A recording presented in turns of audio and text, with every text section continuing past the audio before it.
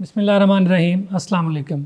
मुअज़्ज़ज़ नाज़रीन, हमने पिछले प्रोग्राम के अंदर दांतों में खून आने के हवाले से गुफ्तगू की थी और इस प्रोग्राम के अंदर हम दांतों को कीड़ा लगने के हवाले से गुफ्तगू करेंगे कि हमारे दांतों को कीड़ा क्यों लगता है। अक्सर ये होता है कि हम मीठा खाते हैं या इस तरह की अशिया खाते हैं, बाज़ारी अशिया खाते हैं और फिर दांतों की सफाई का ख्याल नहीं रखते तो दांतों को कीड़ा लग जाता है।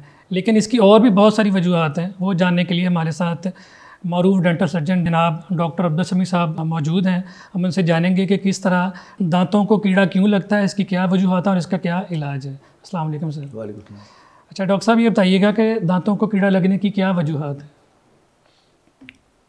बिस्मिल्लाहिर्रहमानिर्रहीम। हम सब, जैसे मैंने अपने पिछले प्रोग्राम में आपको ये बताया था कि इसकी वजह हमारी अपनी खुराक है जो हम मुंह में छोड़ देते हैं। यानी जो खुराक हम मैदे में ले जाते हैं वो हमारे काम आती है और जो खुराक हम मुंह में छोड़ देते हैं वो जरासीम के काम आती है जी। वो हमारी ही बची हुई खुराक खाते हैं और हमें काटते हैं। जो मसूड़ों के अंदर जो जमी होती है वो मसूड़ों के अंदर ब्लीडिंग का बायस बनती है और जो दांत की सरफेस के ऊपर जी जम जाती है खुराक, ख़ास तौर पर नशास्ता कार्बोहाइड्रेट्स, वो वहाँ पर गलते सड़ते हैं और उससे एसिड निकलता है। अच्छा जी। और जो तेज़ाब है ये कैल्शियम का दुश्मन है। अच्छा जी। यानी हमारी जी, जी। हड्डियों में भी कैल्शियम होता है, डेंटिन में और ज़्यादा होता है और एनेमल तो है ही 99% कैल्शियम, 99% कैल्शियम है। तो जो बाहर की सरफेस को अल्लाह ताला ने बड़ा पॉलिश रखा हुआ है। जी यानी इस पर खून यानी खुराक के जमने के इम्कानात कम है। सिर्फ उंगली फेरेंगे ठीक हो जाएगी, लेकिन अगर हम उंगली फेरने की तकलीफ़ गौरा नहीं करेंगे तो फिर सारे के सारे दांत के सरफेस के ऊपर वो जमेंगी। बच्चों के अंदर ये मामला होता है क्योंकि बच्चे कुली नहीं करते और ऊपर से हम बच्चों को बहलाने के लिए उसको बिस्कुट ही खिलाते रहते हैं सारा दिन। नतीजा क्या है कि दूध के दांत यानी वो जो पैदाइश के बाद वाले हाँ होते जी हैं। 6 माह से निकलना शुरू होते हैं और 6 साल की उम्र में पक्के दांत आने शुरू होते हैं। जी तो 2-2.5 साल का बच्चा जो है वो बिल्कुल दांत खाए हुए होते हैं, वो हमारे पास आता है। अब खाए हुए हैं, ज़रूरी नहीं है कि जब दांत खाया जाए तो तकलीफ़ भी हो, दर्द भी हो। अच्छा जी। दर्द तो जब अल्लाह ताला को मंजूर होता है और वो उसमें यानी उसकी जब अंदर तक पहुंचता है पल्प तक और उसमें इंसान का जो जिस्म की मुदाफ़ियत का निज़ाम है वो कम होगा तो दर्द होगी, खून आ जाएगा, पीप पड़ जाएगी तो दर्द होगा। वरना दांत खाया जाएगा, बच्चे के मुंह में देखेंगे सब काले काले जो हैं वो नज़र आते हैं लेकिन दांत का स्ट्रक्चर नहीं होता। अच्छा। कोई आधा दांत जो है वो काला होकर ख़त्म हुआ हो होता है, कोई पूरा पूरा ख़त्म होता है, दाढ़ें ख़त्म होती हैं पूरी की पूरी। वो तो जब उनमें पीप आती है तो फिर दर्द भी शुरू हो जाती है। फिर बच्चे का इलाज जो है वो बहुत मुश्किल होता है। तो जब भी यानी ख़ास तौर पर जो आम तौर पर कीड़ा लगना शुरू होता है बड़ों के अंदर, वो या यानी ये दांतों के ऊपर जो हमारी जगह है या आप दांतों की सरफेस को देखें ना तो अल्लाह ताला ने ये प्लेन सरफेस नहीं बनाई हुई कि जिससे रगड़ा जा सके। उसके ऊपर उभार बनाए हैं, यानी दानों के ऊपर 2 उभार होते हैं, एक इधर एक इधर, और ऊपर वाला जो उभार है वो इस डिप्रेशन के अंदर फिट होता है और नीचे वाला ऊपर वाले के अंदर फिट होता है। तो उससे क्या है, चीज़ों को चबाने में मदद मिलती है। अच्छा, अब ये जो उभारों के अंदर जो जगह हैं इनमें ज़्यादा इम्कान है कि जाके खुराक जो है वो पड़ी रहेगी। अच्छा। अब वहीं पड़ी रहेगी तो क्या होगा, वहाँ वो लैक्टिक एसिड निकलेगा, तेज़ाबी मादा निकलेगा और उससे वो उसको खाना शुरू कर देगा कैल्शियम को। यानी कीड़ा एज सच वो कोई कीड़ा नहीं होता जिसको हम कीड़ा लगना कहते हैं। यानी मुंह के अंदर वो मैंने किया था ना कि वो जरासीम तो हैं हर वक्त मौजूद, लेकिन कीड़ा लगना जो है ये क्या है कि दांत का डिस्ट्रॉय हो जाना, ख़त्म हो जाना। 2 किस्म के इसको अंग्रेजी में कहते हैं केरीज। अच्छा जी। अच्छा, केरीज भी 2 तरह की है। एक बोन केरीज है। अच्छा जी। वो एक इन्फ्लेमेटरी प्रोसेस है, जैसे भी यहाँ चोट आई आने के नतीजे में यहाँ स्वेलिंग होगी, खून इकट्ठा होगा और फिर सारा अल्लाह ताला ने एक निज़ाम बनाया हुआ है कि वो खुद ब खुद हील होगा। बिल्कुल। दांतों की जो केरीज है ये वो नहीं है, खुद ब खुद हील नहीं होती। नहीं, इसको ठीक होने होती ही नहीं कभी भी, खुद ब खुद तो बहुत दूर की बात है। अच्छा जी। ये ऐसे ही है जैसे लोहे को जंग लग गया। अच्छा जी, बिल्कुल सही। लकड़ी की दीमक का कोई इलाज नहीं हाँ है, जी। वो तो फिर भी एक कीड़ा होता है ना, हाँ जी, हाँ जी, लेकिन जंग कोई कीड़ा नहीं होता। हाँ जी, क्या होता है कि गर्द, पानी, हवा, ये तीनों एक जगह पर लोहे पर इकट्ठे होते हैं तो क्या है, लोहा गल जाता है। ऐसे ही दांत समझे कि गल जाता है। अच्छा जी, उसका इलाज क्या है कि आप लोहार आएगा, वो उसको अच्छी तरह से झाड़ेगा, जितना भी गला हुआ लोहा है वो ख़त्म करेगा, फिर वेल्ड करके वहाँ नया लोहा ऐड करेगा। बिल्कुल जी, ठीक है ना, ये उसका इलाज है। बिल्कुल यही चीज़ जो है मुंह के अंदर है, अच्छा जी, क्योंकि दांत की सरफेस के अंदर हीलिंग की कोई इम्कान नहीं है। वो जंग की तरह गल गया तो गल गया। खत्म। अब उसका तरीका क्या है, आप जितना भी गला हुआ दांत का हिस्सा है आप उसको उतार के फेंकेंगे और फिर उसके अंदर आप फिलिंग करेंगे। ये आम आपने सुना हुआ है कि दांतों को फिलिंग जो होती है वो फिलिंग ये चीज़ है। बिल्कुल सही, ठीक है ना। अच्छा, अब आम तौर पर होता कहाँ है, दांत के किन हिस्सों में ये कीड़ा लगता है ज़्यादा? एक तो मैंने कहा ना कि ऊपर जो दाढ़े हैं उनके दरमियान जो ये जगह होती है, इसके अंदर आप देखेंगे कि आमतौर पर कीड़ा यहाँ लगता है। फिर दूसरा क्या है, ये दो दांत हैं या यूं दो दांत समझिए, यहाँ खुराक जमा हुई है तो यहाँ पर कीड़ा जो है वो लगता है। बिल्कुल सही, ठीक है ना। अब इसकी निशानी है, बड़ी ख़ास अलामत है कि खुराक फंसना शुरू हो जाएगी। यानी एक तो है ना कि आपके मुंह में ख़ासतौर पर जो उम्र गुजरती है तो तकरीबन हर चीज़ जो है फंसती है, गोश्त खाएं तो राशा फरीशा फंस जाता है, लेकिन अगर आपने फ़ौरन निकाल दिया किसी तरीके से फिर कोई मसला है। लेकिन अगर आप महसूस करें कि कहीं आपका टूथपिक भी जाके अटकता है या खुराक जो है वो साफ़ करने से भी नहीं निकलती, तो इसका मतलब क्या है कि वहाँ वो दांत की जो अल्लाह ताला ने सरफेस यूँ करके गोल बनाई हुई है ना जी, ठीक है, वो सरफेस जो है, मैं आपको उसकी तस्वीर बना के दिखाता हूँ नाजरीन को, तो शायद समझ में आएगी। अब ये देखें ना, एक तो ये जगह है जी, ऊपर जहाँ पर खुराक फंसेगी तो यहाँ से फिर खोड़ लगनी शुरू होगी, कीड़ा लगना शुरू, जिसको हम कहते हैं। जी, जी, दूसरा क्या है कि आप गौर से अगर देखें तो दांत के ऐसे नहीं है कि ये पूरी की पूरी एक चीज़ जो है वो सीधी सीधी साथ लगी, नहीं, अल्लाह ताला ने उसका निज़ाम किया हुआ है कि एक ख़ास इससे ये दांत जुड़ा हुआ होता है जी, और नीचे जाके फिर ये एक स्पेस बन रही होती है यहाँ पर।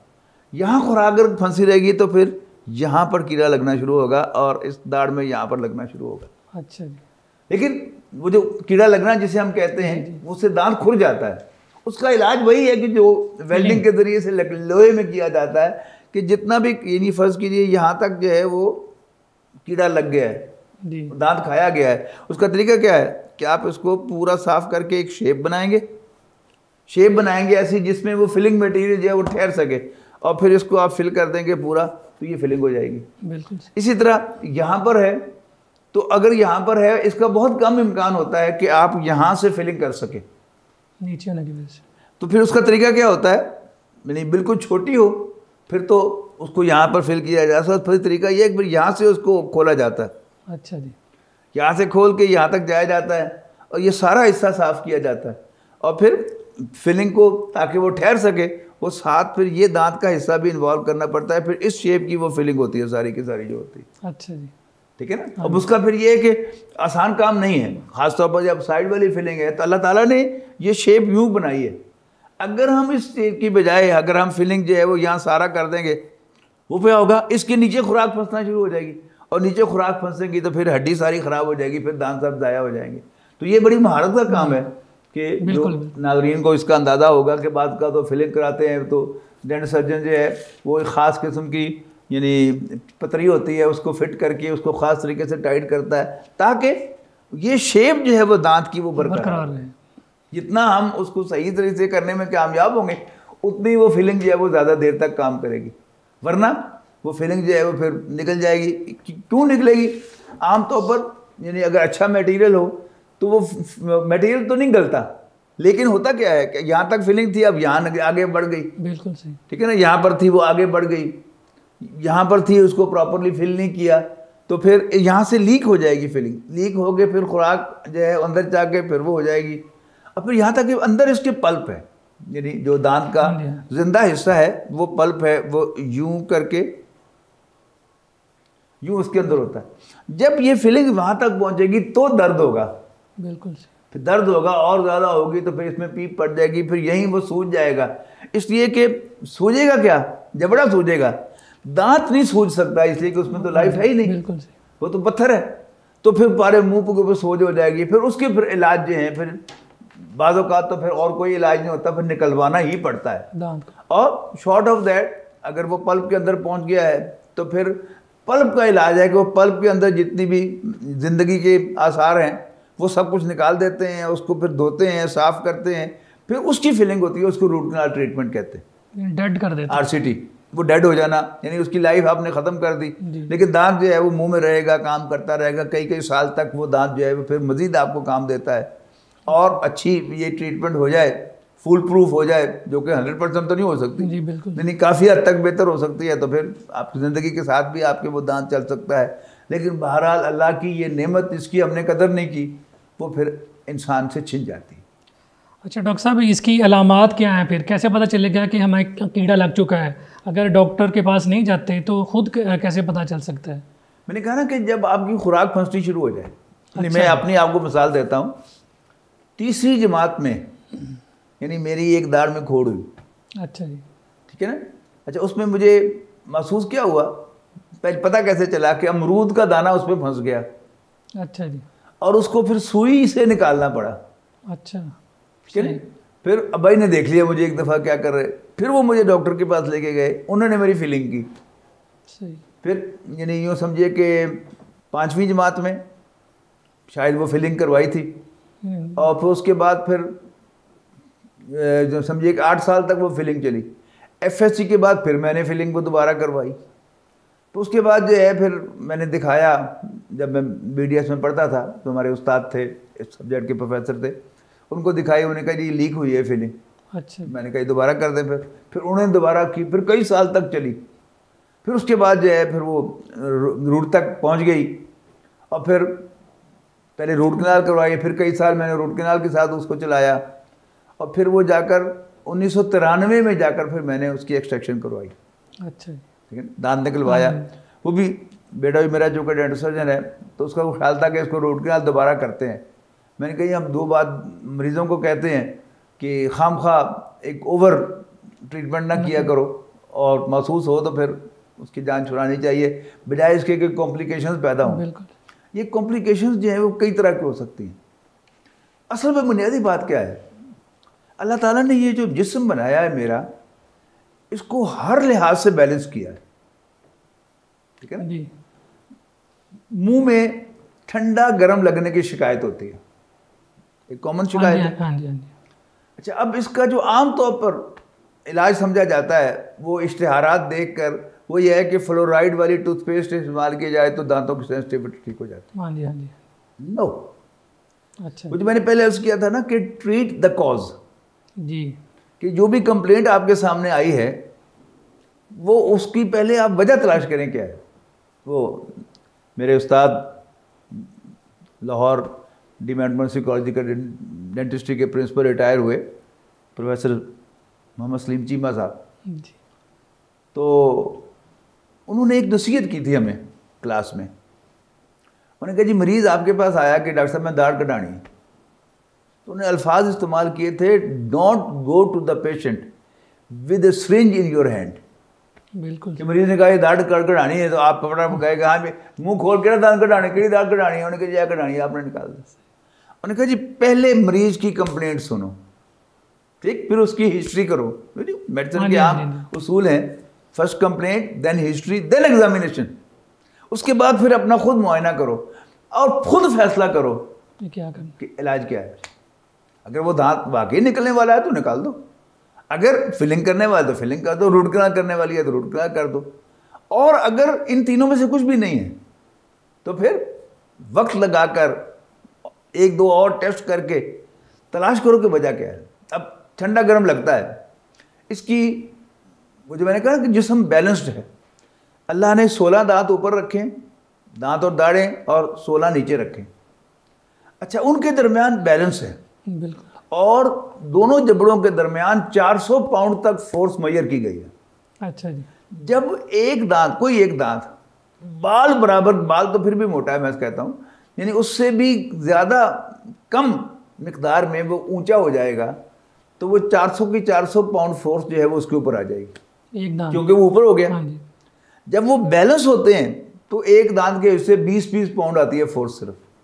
लेकिन जब 400 पाउंड एक दांत के ऊपर आएगा तो वो प्रोटेस्ट करेगा, एहतजाज करेगा। पहला एहतजाज क्या होगा कि ठंडा गर्म लगेगा। अच्छा जी, ठीक है ना। उसका सिंपल ट्रीटमेंट क्या है कि आप रखें मुंह के अंदर एक कार्बन पेपर रखें, उसको हम वाइट पेपर कहते हैं, स्पेशल बना हुआ होता है, वो तो मिलता है, ज़रा सोफिस्टिकेटेड सा सादा सा तरीका है कि एक कार्बन पेपर लेकर उसको फोल्ड करके उस दांत के ऊपर रखें या सारे उस एरिया में, और मरीज से कहीं अच्छी तरह चबाओ। जो उस जगह ऊंची होगी वहाँ पर वो ज़्यादा रंग आएगा उसका। अच्छा जी, ठीक है, या ज़्यादा आएगा, उससे भी ज़्यादा होगी तो बाकायदा वहाँ से वो कागज़ फाड़ देगा, काट लग जाए। उसको लोकेट करें और सिंपली उसको ग्राइंड कर दें, वहीं बैठे बैठे मरीज की सेंसिटिविटी ठीक हो जाएगी। अच्छा जी, हाँ, अगर यही वजह होगी। यानी जब हम फिलिंग्स करते हैं या हम कोई क्राउन लग चढ़ाते हैं या कोई भी चीज़ मुंह में फिट करते हैं, उसके बाद ये हमारी जिम्मेदारी है कि हम वो उसकी बाइट चेक करते हैं बार बार कि ऊंचा तो नहीं, ऊंचा तो नहीं। पहले मरीज से पूछते हैं ऊंचा लग रहा है, जी, ज़्यादा ऊंचा होता है तो मरीज भी कहता है कि ये ऊंचा लग रहा है। उसको ग्राइंड करते हैं, फिर कहता है हाँ जी हम बेहतर हो गया, फिर कहता है बिल्कुल ठीक हो गया, फिर भी हम छोड़ते नहीं हैं। फिर उसको कार्बन पेपर लगाकर, वाइट पेपर लगाकर फिर अच्छी तरह अपनी तसल्ली करते हैं तो अल्लाह से ठीक हो जाता है। ख़ासतौर पर जब हम फिलिंग करते हैं तो उस वक्त पहले दिन तसल्ली करते हैं, लेकिन चूँकि मरीज़ काफ़ी देर तक मुंह खोल के बैठा रहता है तो उसकी वैसे ही वो थकावट हो जाती है और पूरा बंद करके मुंह नहीं दिखाता। अगले दिन जब हम बुलाते हैं उसको तो उसका ये काफ़ी थकावट तो दूर हो चुकी होती है। आज फिर हमें अगले दिन ज़्यादा अच्छे वो स्पॉट्स नज़र आते हैं, सिर्फ उनको अभी हम ग्राइंड कर दें तो अल्लाह के फजल करम से वो मसला हल हो जाता है। तो फिलिंग ये जो एरियाज़ हैं, हाँ एक और जगह जहाँ पर आम तौर पर ये प्रॉब्लम होती है वो हमारी अपनी वजह से होती है। वो क्या है कि मरीज़ यूं ब्रश कर रहा है तो मसूड़े के साथ जो दांत का हिस्सा है उसमें ऐसे जैसे वो दही वाली सालन वाली कौली नहीं होती, वो बन जाती है, वहाँ पर डिप्रेशन बन जाता है। और फिर बाद औक़ात फिर उसी को कर करके वहीं से वो पल्प एक्सपोज हो जाती है, खुल जाती है और फिर दर्द शुरू हो जाता है, या यहीं से वो सेंसिटिव हो जाता है। यानी अगर वो ज़्यादा डीप हो जाए तो फिर उसकी फीलिंग है। अच्छा, लेकिन अगर ज़रा कम हो तो फिर वो फ्लोराइड वाली टूथपेस्ट से या फ्लोराइड की एप्लीकेशन होती हैं हमारे पास, वो हम करते हैं, लगाते हैं उसके ऊपर, उसी से। मकसद क्या है कि एक कोई लगा पता फार्मूला नहीं है कि वो हम उसको कर दें। उसूल है, पहले हम मरीज़ की कंप्लेंट पूछेंगे, शिकायत क्या है, उसकी हिस्ट्री लेंगे, कब से है वगैरह वगैरह। फिर हम खुद उसका मुआयना करेंगे, फिर फैसला करेंगे, फैसला करने के मुताबिक हम उसका ट्रीटमेंट करेंगे।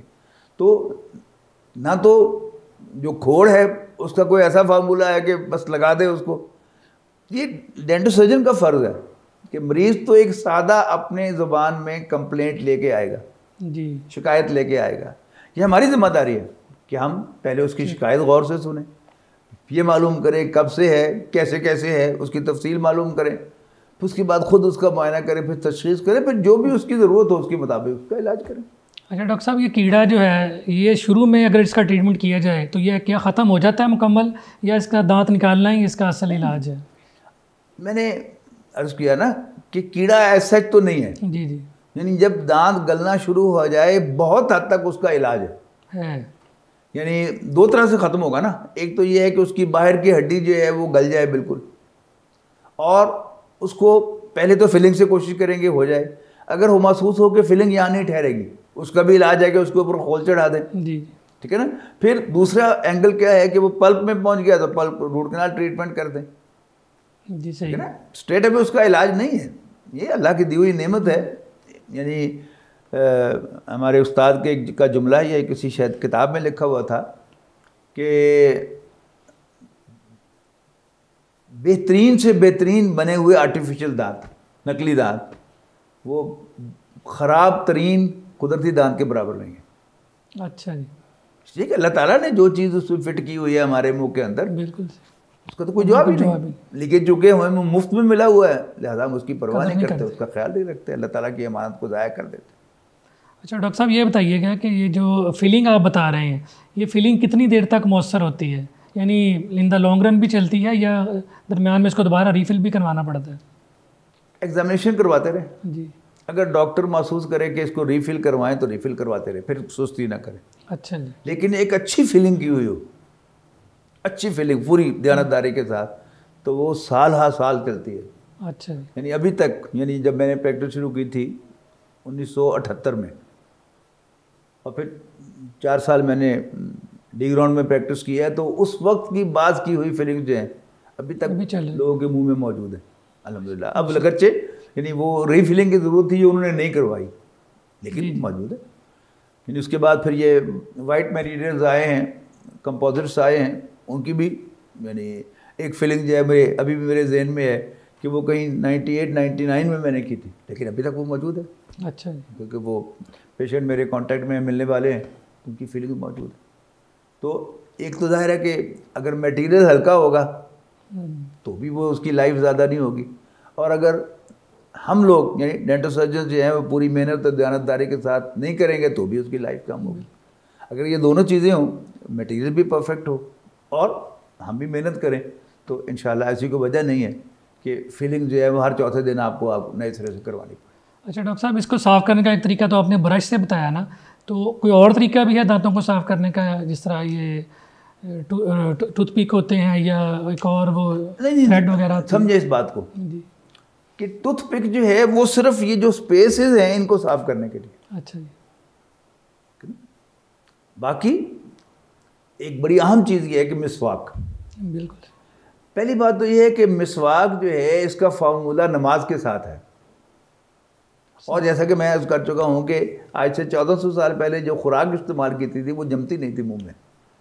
अब हम क्या खाते हैं? बिस्किट, केक, पेस्ट्री, समोसे, ये सब चीज़ें जो है मुंह में जमने वाली हैं, बेकरी आइटम, और ये सिर्फ मिसवाक से कभी नहीं साफ़ हो सकती। इसलिए कि मिसवाक जो है वो एक स्ट्रेट स्टिक है, और वो स्ट्रेट सरफेस पे जा सकती है, जबकि आपका ब्रश जो है ये इसका हैंडल है, और ये उसके यानी 90 दर्जे के ऊपर ये उसके जाविये हैं। तो ये इन स्पेसेस के अंदर जो है वो यही जा सकता है, और ये मसूड़े के अंदर भी यही जा सकता है। यानी अगर आप सख्त नहीं, हमारी ये किताबों में ये बात मौजूद है कि अगर आपने खाने के आखिर में कुछ सख्त खुराक खाई है, मसलन सेब या नाशपाती, सख्त नाशपाती, जो नाशपाती सख्त होती है वो खाएं, तो फिर आपको ब्रश करने की ज़रूरत नहीं भी है। अच्छा जी। इसलिए कि वो पूरे आपके दांत को रगड़ कर साफ कर देता है। अच्छा। लेकिन अपने आप रूटीन बनाए कि हम सिर्फ सेब तो नाशपाती तो नहीं खाते, यानी जो बाकी खुराक जो है वो अंदर जमी हुई है उसको निकालने के लिए आइडियल यही है कि आप अपने दांतों को खुद हिफाजत करें, अपने दांतों को अपना समझें, डॉक्टर का ना समझें। बिल्कुल सही। अच्छा डॉक्टर साहब, ये ब्रश जो है ये किसी ख़ास किस्म का होना चाहिए या कोई भी ब्रश सही है? इस तरह आजकल मुख्तलिफ शेप्स आती हैं ब्रश की। असल में क्या है कि मकसद आपके सामने होना चाहिए कि वो जो आपके मसूड़े में भी जाए और आपके दांत में भी जाए, वो सस्ता हो महंगा हो उससे कोई फ़र्क, कोई शेप हो। बाकी कई ज़ाहिर है कंपनीज में रिसर्च करते हैं वो लोग, और उन्होंने इनकी जो फाइबर्स की शेप है इसको अरेंजमेंट को भी बदला है ताकि इजी अप्रोच हो जाए, मकसद वही है। बहुत शुक्रिया जी। जी मोअज़्ज़ज़ नाज़रीन, आपने जाना डॉक्टर साहब ने कहा कि अगर आप अपने दांतों की सफाई का ख्याल रखेंगे या खुदा न खास्ता अगर आपके दांतों को कोई प्रॉब्लम शुरू हो गई है तो आप बर वक्त डॉक्टर से अपना ट्रीटमेंट करवाएं, तो आप अपने दांतों को बचा सकते हैं और ज़ाया होने से भी बचा सकते हैं। अपना और अपने चीज़ों का ख्याल रखिएगा। बहुत शुक्रिया।